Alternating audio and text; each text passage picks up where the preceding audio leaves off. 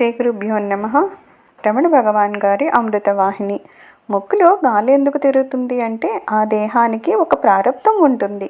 దాన్ని అనుభవించడానికి అక్కడ ప్రాణం నిలబెట్టాడు ఈశ్వరుడు. గోపికల యొక్క ప్రేమ ఆపుకోలేని ప్రేమ. ఆ ప్రేమ ప్రవాహంలో, ఆ భక్తి ప్రవాహంలో ఒకవేళ బురద ఉన్నా ఆ ప్రవాహంలో కొట్టుకొని పోతుంది. అప్పుడు కూడా మాకు కనిపించేది నీ పాదాలే అంటారు గోపికలు. మనం తరించడానికి పెద్ద సాధన చేయాల్సిన అవసరం లేదు.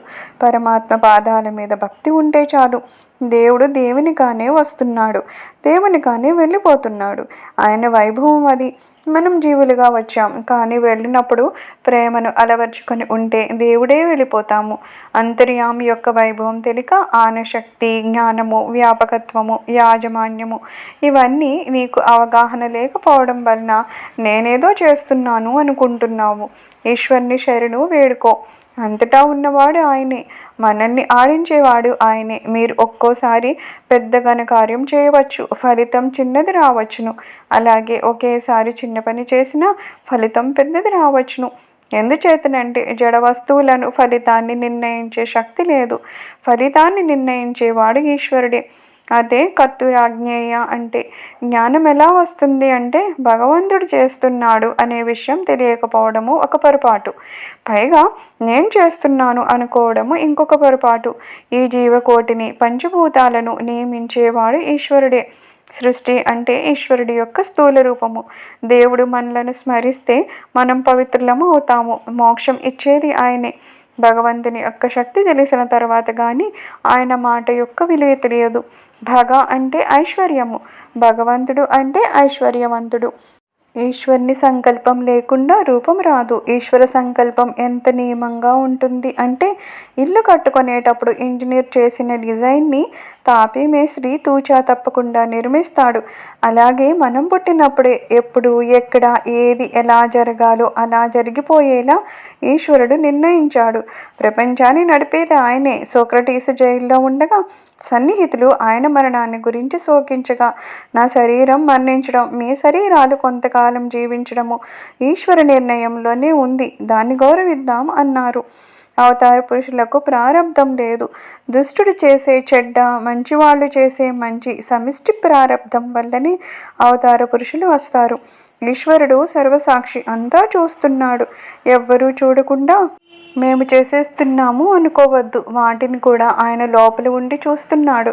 వాడు నిన్ను ఏమీ అనడు, రికార్డు చేస్తాడు. ఇది మనం గుర్తుపెట్టుకుంటే కొన్ని చెడ్డ పనులు చేయడం మానేస్తాము. ఈశ్వరుడు మనిషిని జమీందార్ని ఎందుకు చేస్తాడో మనకి తెలియదు. నిన్నెందుకు దరిద్రుని చేస్తాడో తెలియదు. దానికి పూర్వజన్మకి సంబంధం ఉంటుంది. మళ్ళా దానికి రాబోయే జన్మకు కూడా సంబంధం ఉంటుంది. అది మనకి తెలియదు, మన కళ్ళకి కనిపించదు. మన బుద్ధి దాన్ని గ్రహించలేదు. కర్మఫలం ఈశ్వరుడు పంచిపెడతాడు. అందుచేత ఈశ్వరునికి లొంగి ఉండవలసిందే. బ్రహ్మము శూన్యంలా కనిపిస్తోంది, కానీ శూన్యం కాదు. యేసు నేను బ్రహ్మం కన్నా ముందు ఉన్నాను అంటే అది చైతన్యానికి చెందిన స్థితి. మన గృహంలో ఉన్నవారే మన కుటుంబంగా భావిస్తాము. ఈ ప్రపంచమంతా భగవంతుని కుటుంబమే. మీ అందరికీ ఇల్లు ఉన్నట్లే భగవంతునికి ఇల్లు ఉంది, అదే దేవాలయము. అది అద్దె ఇల్లు. ఈశ్వరుడికి సొంత ఇల్లు మన హృదయమే. మీరు దేవాలయానికి వెళితే నా జీవితము నీ పాదాల దగ్గర పెడుతున్నాను అనండి. మనకి శివుడు అవ్యక్తము. అందులోంచే ఆకాశము, వాయువు, అగ్ని, నీళ్లు, భూమి వచ్చాయి. ఈ జీవకోటి వచ్చింది. ఇది సృష్టి క్రమము. పంచభూతాలే సృష్టి. శివుడు లయకారకుడు కానీ శుభకారకుడే. ఈ సృష్టి పూర్తిగా అంతరిస్తే కానీ కొత్త సృష్టి రాదు. శరీరం పాడే మరణిస్తే కానీ తిరిగి శరీరము రాది. అదే లయకారకుడు అంటే పగలు రంగులు, రూపాలు, గుణాలు, ద్వేషాలు, విరోధులు ఉన్నారు. రాత్రి నిద్రలో ఏమీ లేవు. వాటిని లయం చేశాడు శివుడు. అంతేకాని నాశనం చేసేవాడు అనే మాట తప్పు. ఈశ్వరుడు అంటే సగుణ బ్రహ్మ, నియామకుడు. భగవంతుణ్ణి ఒక రూపంగా పేరు పెట్టి పిలవాలంటే నారాయణ నారాయణ అని పిలవాలి అన్నది వేదము. భగవంతుని నీడే ఈ ప్రపంచము. భగవంతునికి ఎన్నెన్ని కళ్యాణ గుణాలు ఉన్నాయో అన్నీ ఉన్నవానిని పూర్ణావతారము అంటారు. అది శ్రీకృష్ణుల్లో ఉంది. వారు నివసించింది బృందావనము.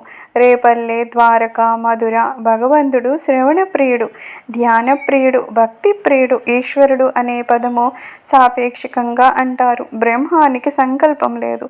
మహాత్ములు భక్తుల కష్టాలను, దుఃఖాలను తనవిగా భావిస్తారు. ఈశ్వరుడు గోడలాంటి వాడు కాదు.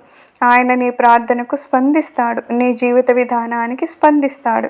నీ జీవ లక్షణాలు నశింపచేయడానికి నీ మనస్సును హృదయంలో ముంచుతాడు. నీ ఉపకార బుద్ధికి, నీ జీవన విధానానికి స్పందిస్తాడు. సర్వం శ్రీ గురుచరణారవిందార్పణమస్తు. లోకా సమస్తా సుఖినో భవంతు. ఓం శాంతి శాంతి శాంతి.